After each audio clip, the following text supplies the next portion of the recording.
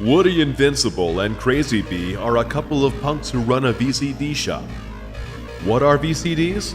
Basically, downgraded DVDs. What are DVDs? Basically, downgraded Blu-rays. What are Blu-rays? Ask your parents.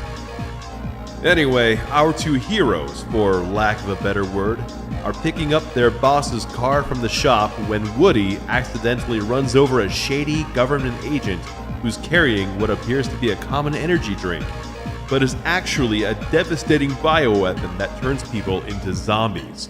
Not knowing any better, Woody and Bee, force the drink down the guy's throat and shove him in the trunk.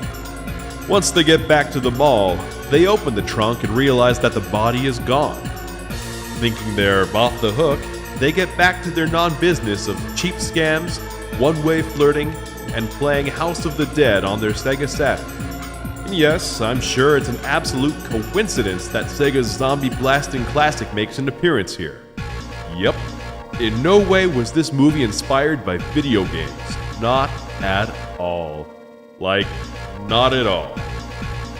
Of course, it isn't long before everything goes to shit and the mall becomes infested with the living dead, while Woody, Bee, and several other bickering surviving shop owners hold out as long as possible, then eventually try to make a daring escape. Keep in mind, though, that this movie has more in common with Kevin Smith's Mallrats than George Romero's Dawn of the Dead.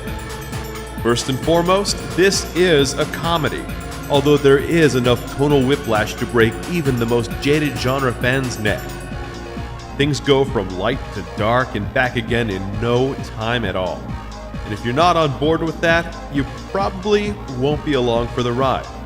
On the other hand, if you enjoy late 90s time capsules, there is a lot to take in. Ancient cell phones, cheesy pop music, massive CRT monitors, and the legendary Game Boy camera are all featured for posterity.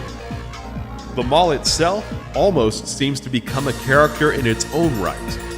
Even though it's a bit on the small side, covering everything in glass, chrome, and mirrors makes the place feel like an endless maze.